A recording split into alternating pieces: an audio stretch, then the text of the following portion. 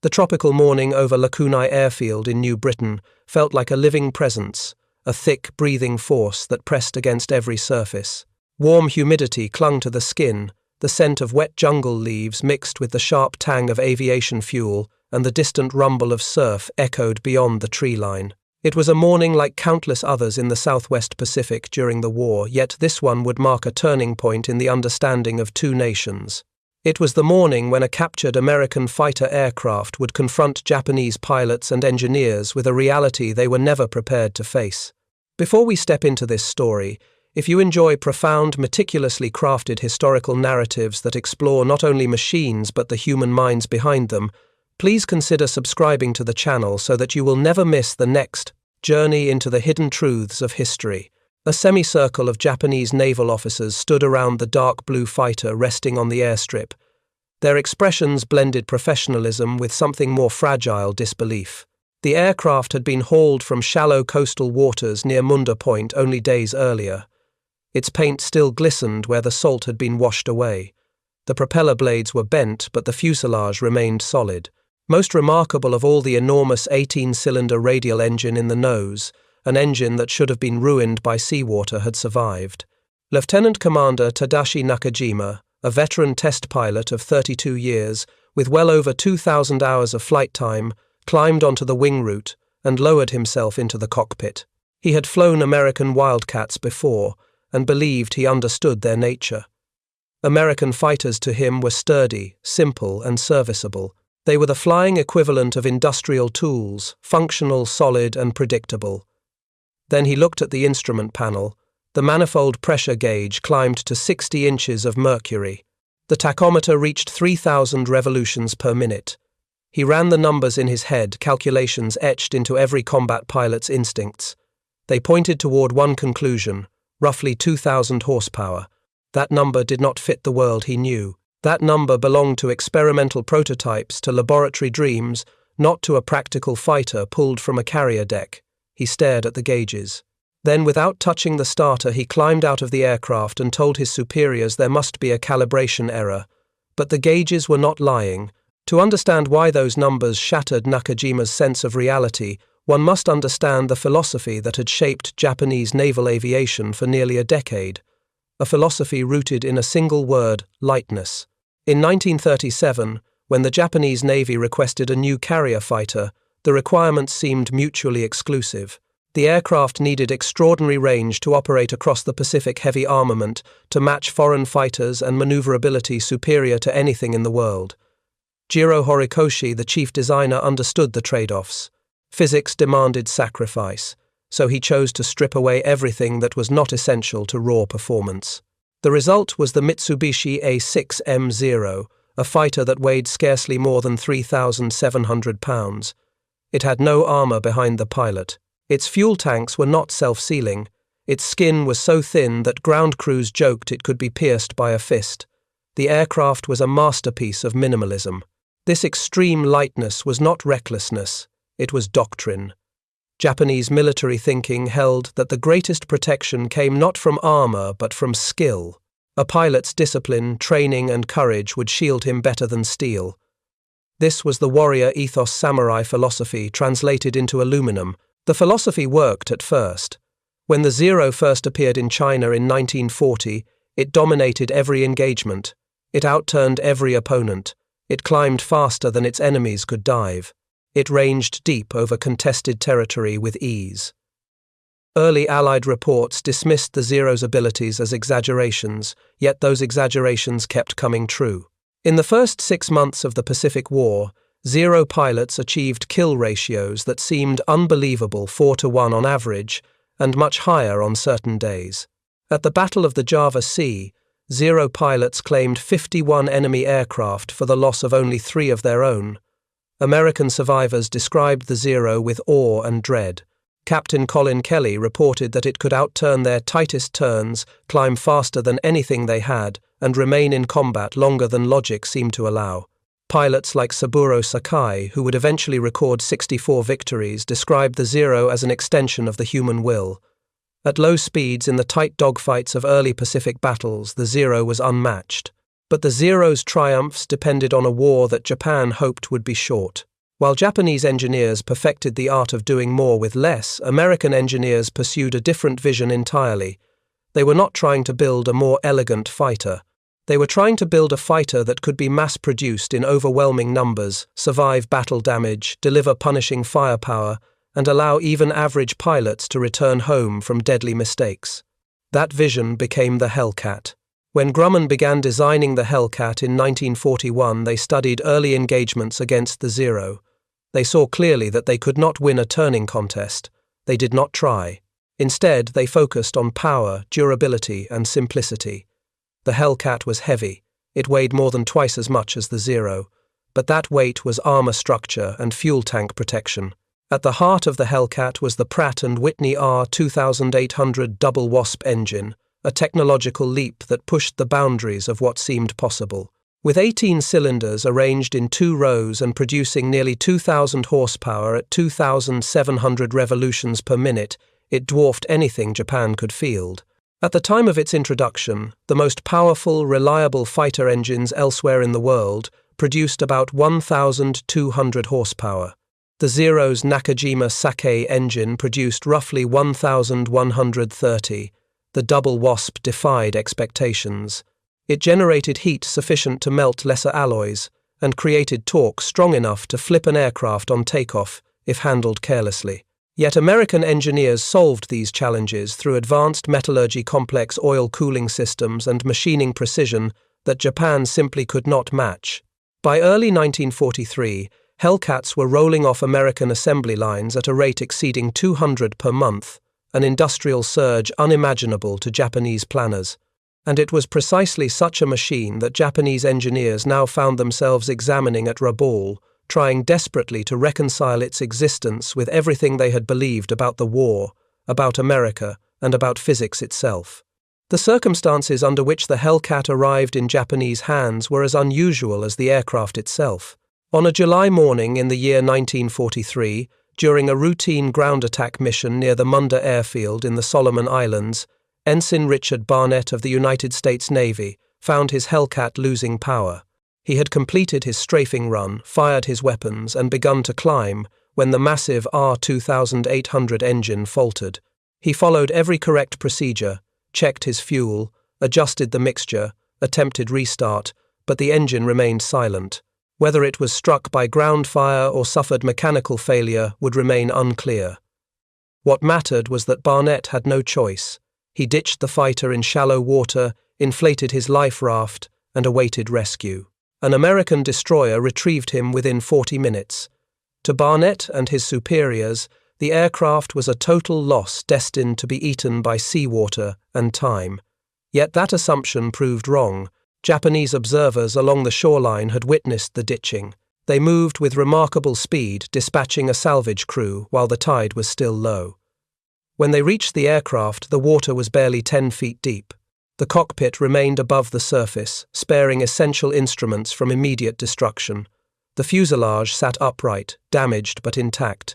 Most crucially, the engine was recoverable. The captured fighter was hauled to Lakunai Airfield, the heart of Japanese aviation intelligence operations in the region. This facility was not merely a repair depot.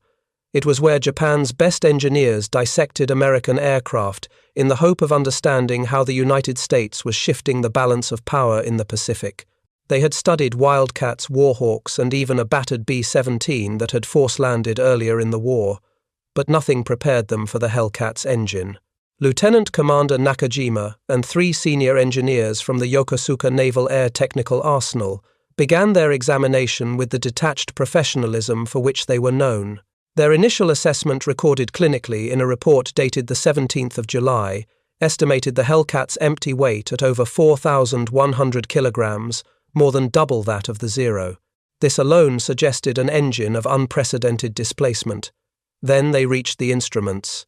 The cockpit indicated a maximum power output of 2,000 horsepower at 2,700 revolutions per minute. The team paused. They drafted a second less formal commentary that same day, noting that the readings did not match any known American capabilities. Perhaps the gauges were incorrect. Perhaps the Americans had deliberately miscalibrated them to mislead enemy intelligence. Perhaps this entire configuration represented some sort of experiment, but there was only one way to know. Nakajima was selected to conduct the first test flight, not because of rank, but because he possessed the rare combination of discipline experience and careful intuition required to evaluate foreign aircraft safely. He had flown Soviet fighters captured in border conflicts with Russia and American machines seized across Southeast Asia. He understood the subtle differences between designs, the way each nation expressed its engineering philosophy through metal and fuel and structure. Yet the Hellcat troubled him before he ever lifted it from the ground. He spent 2 days simply sitting inside the cockpit, switching controls, checking hydraulics, examining the layout. By Japanese standards, the Hellcat appeared almost crude. The systems were straightforward, lacking the elegance he admired in domestic aircraft. It was heavy. It was blunt. It looked like a machine designed for raw effectiveness, not finesse. Yet the numbers on the gauges refused to align with its appearance. On the 23rd of July, with weather calm and visibility clear, Nakajima signaled that he was ready. He climbed into the aircraft, strapped himself in and performed the ritualized pre-flight checks that had become second nature to him. He pressed the starter. The engine caught instantly. The deep, resonant rumble that filled the air did not resemble any radial engine he had heard before. It sounded like an industrial generator, a force of machinery rather than aviation. He watched the oil temperature rise. The cylinder head gauges stabilized.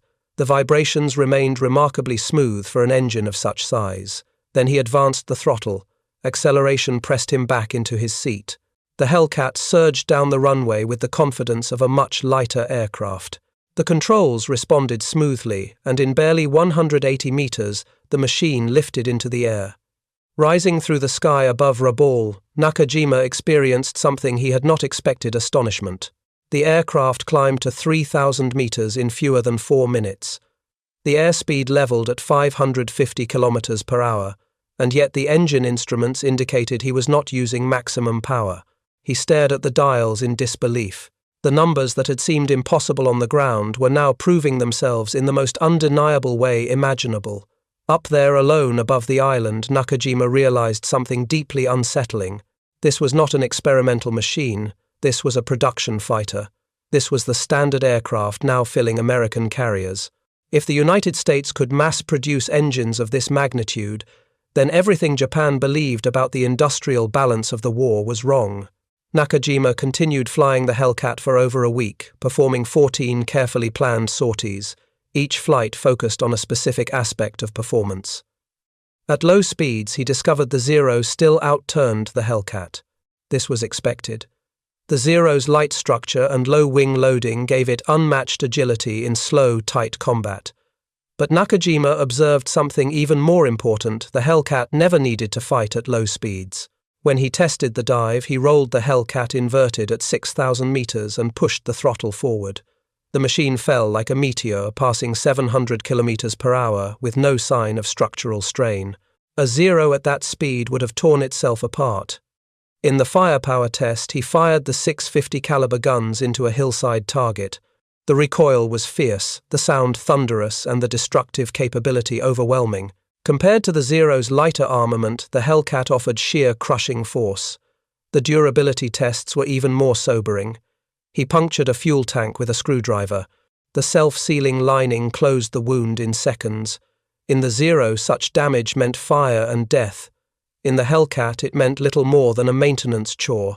Armor protection was another revelation. The armored seat plate and bullet-resistant windscreen gave the American pilot a level of survivability that Zero pilots could only dream of. A Zero pilot had to be perfect. A Hellcat pilot merely had to be good.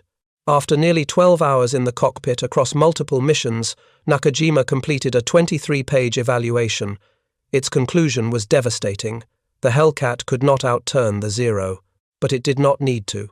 It could climb faster, dive faster, fire more powerfully, survive more damage, and return to battle again and again.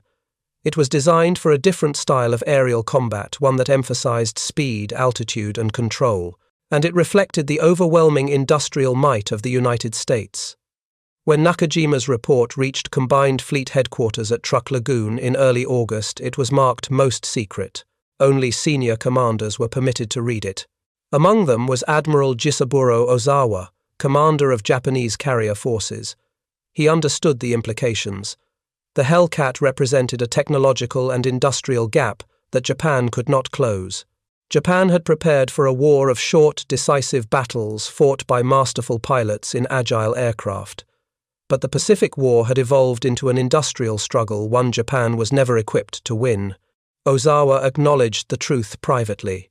Yet he also understood that Japan lacked the minerals, machine tools, and factories to produce anything remotely comparable to the Hellcat.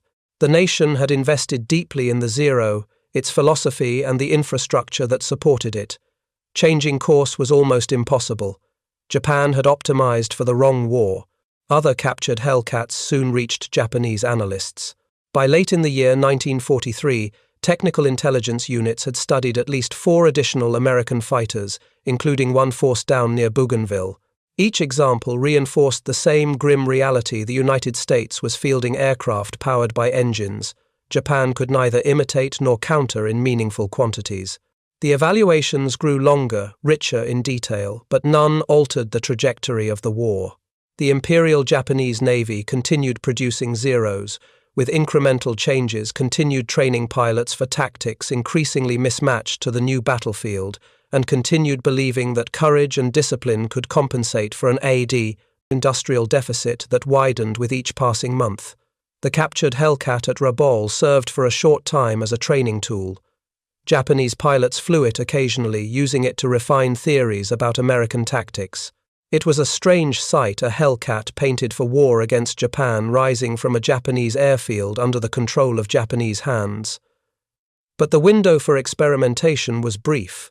By January of the year, 1944, Allied air raids on Rabaul had grown so intense that the airfield was under constant threat. Records suggest that the Hellcat was destroyed during a heavy bombing attack on the 23rd of January. Other accounts claim it was burned deliberately during the evacuation that followed. Either way, the machine that had opened so many eyes was gone forever. Yet its legacy remained in the minds of those who had flown and examined it. In cold numbers, the industrial disparity was staggering. In the year 1943, Grumman built 2,545 Hellcats. Japan in the same year produced 1,854 Zeros. But the raw numbers alone fail to reveal the true scale of the gap. Each Hellcat consumed far more aluminum, far more steel, far more machining time, far more skilled labor. In a sense, each Hellcat represented not just a fighter, but a small piece of the American industrial empire. Japan, by contrast, was straining every resource simply to match its own limited production targets. While Japanese factories worked at the limits of their capacity, American factories were still scaling up. The consequences became painfully clear in the skies. By late in the year 1943, Hellcat pilots enjoyed an average kill ratio of roughly 6-1 over Japanese aircraft. By the time of the Battle of the Philippine Sea in June of the year 1944, during what American pilots later called the Great Marianas, Turkey Shoot Hellcat kill ratios exceeded 19-1. 19 Japanese aircraft fell for every Hellcat lost. No statistic from the Pacific War is more brutally revealing. The Hellcat's total wartime score reflected its role not merely as a fighter, but as a symbol of industrial transformation. By the end of the conflict, Hellcats had been credited with destroying more than 5,223 enemy aircraft, more than any other Allied fighter of the war. Yet only 270 Hellcats were lost in air-to-air combat across the entire conflict. It was a performance so lopsided that even Japanese veterans decades later spoke about it with a mixture of bitterness and awe. One pilot interviewed in 1989 after years of reflection said plainly, "We could still outturn the Americans, but they would not turn with us anymore. They chose the terms of every battle. You cannot force an opponent to fight the way you prefer when he is faster, stronger, and better protected." Then he added something darker. "You cannot outturn a factory. You cannot dogfight an economy." American tactical doctrine evolved rapidly after the Hellcat arrived. The approach became known as boom and zoom. It was simple in theory, devastating in execution. American pilots climbed to high altitude, used gravity and engine power to dive. on Japanese fighters fired a burst at immense closing speed, then climbed back to safety before their opponents could react. The Hellcat's rugged construction allowed it to absorb punishment while executing these aggressive maneuvers, and its immense power allowed pilots to regain altitude quickly for another strike. It was a doctrine that turned the Zero's strengths into irrelevancies. Japanese pilots could not bring their legendary low-speed turning advantage to bear if American pilots refused to engage in turning battles. The Zero, a masterpiece of agility, was powerless against an opponent that dictated every engagement with speed, altitude, and firepower. The Hellcat was not simply a better machine. It enabled an entirely different philosophy of air combat, one that used the strengths of American industry as a weapon as potent as any machine gun. Even so, the tragedy of Japan's situation was deeper than a simple mismatch of airplanes. It lay in the assumptions that guided Japan's strategic planning. Japanese engineers were not incompetent. In many respects, they were brilliant. The Zero was arguably the finest, lightweight fighter aircraft ever built. But Japan designed its aerial force for a war that would be decided by short, decisive engagements fought by elite pilots in nimble fighters. The nation never prepared for a prolonged industrial conflict. The United States, by contrast, prepared for exactly that kind of war. American designers did not chase elegance. They chased effectiveness. They sought to make engines that could deliver unprecedented power airframes that could take catastrophic damage and keep flying, and designs that could be produced by the tens of thousands.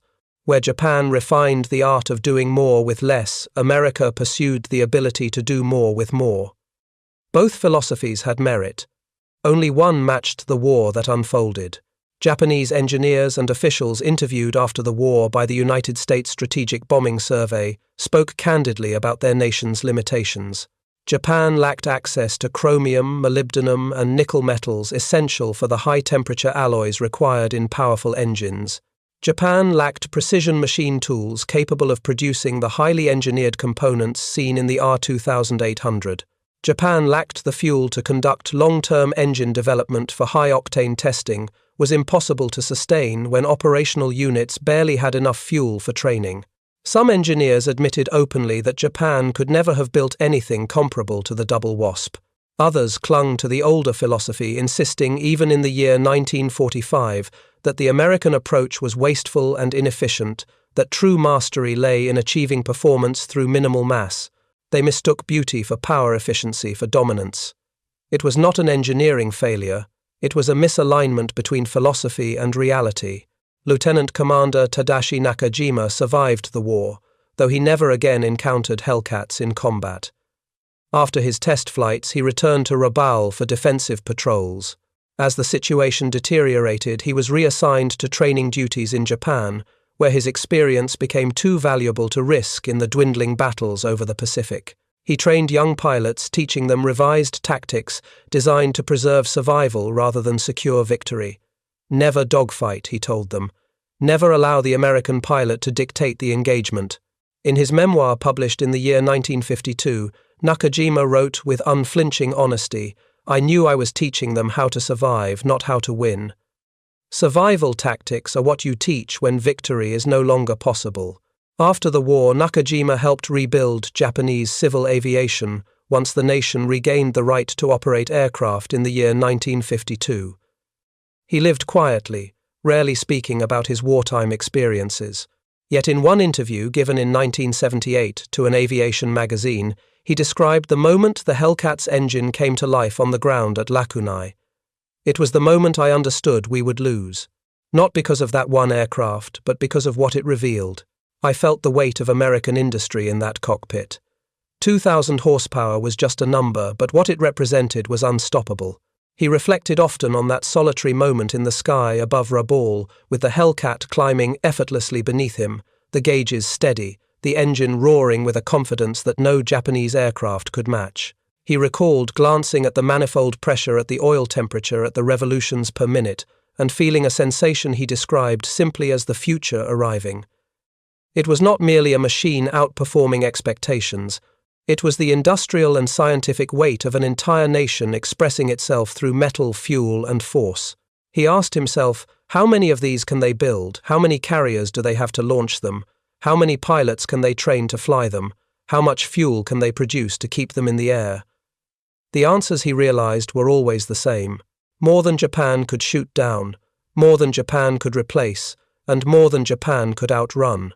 While Nakajima confronted this new reality as an individual, Japan's institutions struggled to respond.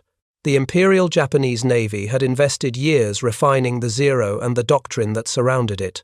Its pilots were trained for close quarters, maneuvering for spiraling duels at low speeds for exploiting the Zero's unmatched agility. The Hellcat rendered that model obsolete almost overnight. American pilots, armed with overwhelming power and speed, simply refused to engage on terms favorable to their opponents. They attacked from above, struck with devastating accuracy, and climbed back into safety. The Hellcat's engine strength enabled them to regain altitude after every attack, giving them the luxury of choosing when and where to fight. Japan attempted to develop new aircraft that might shift the balance. The A-7M Reppu was envisioned as a successor to the Zero, faster, stronger, better armed, and better protected. But the same forces that had already crippled Japan's industrial capability also strangled the Reppu before it could make a difference. Only 9 prototypes were ever completed. Materials shortages bombed factories, and the slow pace of development ensured that it would remain a dream rather than a weapon. The J-2M Raiden emerged as another attempt, a high-speed interceptor designed specifically to counter American bombers and their escorts. It had potential. Yet engine problems, manufacturing delays, and limited resources plagued its production. Only 476 units ever left the factories, far too few, far too late. Meanwhile, American production accelerated without hesitation. Factories across the United States produced thousands of Hellcats, Corsairs, Mustangs, and Thunderbolts, each powered by engines in the 2,000 horsepower class or higher. The American industrial system was a machine unto itself, a machine capable of transforming ore into aircraft faster than Japan could shoot them down. Every month, more fighters emerged from American assembly lines than Japan could hope to match in a year. It was not only a contest of machines, but of entire worlds of manufacturing, engineering, and logistics. In post-war investigations, American analysts asked Japanese engineers why they had not developed more powerful engines. The responses were revealing. Japan lacked access to essential alloying elements such as chromium, molybdenum, and nickel. Without these metals, no engine could survive the temperatures and stresses created by 2,000 horsepower. Japan also lacked precision machine tools, capable of producing the exacting tolerances required for advanced engines.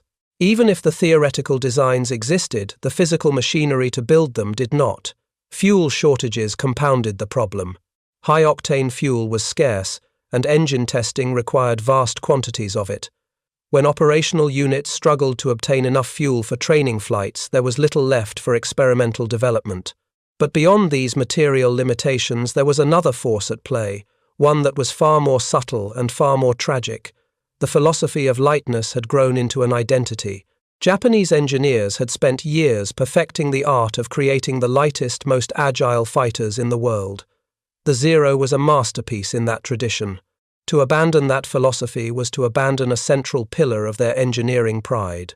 Even in the final months of the war, with cities burning and factories collapsing, some engineers insisted that powerful engines were wasteful and unsuited for Japanese design principles. They argued that the American approach lacked elegance, that building heavier aircraft was a brute force solution without finesse. In their devotion to beauty, they overlooked effectiveness. Effectiveness, however, is what wins wars. The United States built fighters designed to keep pilots alive long enough to become veterans. Japan built fighters that demanded perfection from the moment a pilot left the ground. American aircraft were tools heavy, strong, forgiving, and lethal. Japanese aircraft were art, light, agile, and fragile. Both approaches reflected the cultures that produced them. But in a long war fueled by oil, steel, and factories, art could not defeat industry.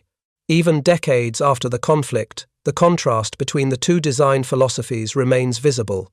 At the National Air and Space Museum in Washington, a preserved Hellcat hangs from the ceiling in a steep dive, frozen in the moment of attack. Not far from it, a preserved Zero sits with its sleek, almost delicate lines. Visitors walk beneath them unaware of the historical conversations once carried out in the skies above the Pacific. The Hellcat looks purposeful, solid, almost blunt. The Zero looks graceful, almost fragile. Without reading a single technical specification, observers can sense the difference. One was built to absorb punishment, the other to avoid it. The story of Japanese pilots refusing to believe the Hellcat's engine gauges is often simplified into a tale of naivety or technological ignorance. But the deeper truth is far more human and far more tragic. The Japanese engineers understood exactly what 2,000 horsepower meant. They documented it clearly. They reported it accurately. They recognized the industrial gulf that lay behind it. But they also understood the limitations of their own nation. They could not build an equivalent engine quickly enough or in great enough numbers to change the war's outcome. They were trapped by decisions made years earlier, by shortages of strategic materials, by insufficient machine tools, by a philosophy that had served them well in one kind of war and doomed them in another. Lieutenant Commander Tadashi Nakajima lived quietly after the war. His memoir remains obscure, never formally translated into English, yet it contains some of the most honest reflections on the Pacific Air War ever written. In one passage, he describes watching young pilots under his instruction climb into aircraft they knew were inferior. He wrote of teaching them tactics that might keep them alive a little longer. Never fight on the enemy's terms. Never enter a turning battle. If the American aircraft has the altitude advantage, always use surprise. Always hope for a mistake. But he also acknowledged that these lessons could not reverse the war's trajectory. They could only slow the inevitable. He wrote, "I was teaching them how to survive, not how to win. There is a difference. When you teach survival, it means the victory is already lost." The Hellcat continued to serve with distinction through the end of the war. It flew over Tarawa, the Gilbert Islands, the Marshalls, the Marianas, the Philippines, Iwo Jima, and Okinawa. Its pilots shot down the last Japanese aircraft, destroyed in air combat 3 Zeros over Tokyo Bay, on the 15th of August in the year 1945, only hours after Japan's announcement of surrender. After the war, most Hellcats were scrapped or sold as surplus.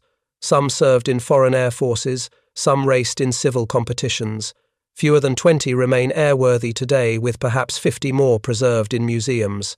The Zero 2 survives in small numbers, cherished by restorers and historians. Its beauty is undeniable, its elegance is unmatched. It remains a symbol of one of the greatest engineering achievements of its era.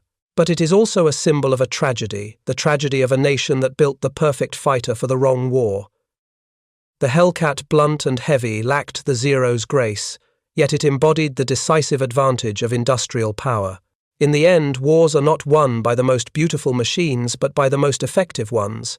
The gauges in that captured Hellcat were never wrong. They told the truth plainly. 2,000 horsepower was real. American industrial capacity was real. And the war that Japan had prepared for was not the war they ended up fighting. The Pacific skies bore witness to this truth again and again, until the outcome became inescapable.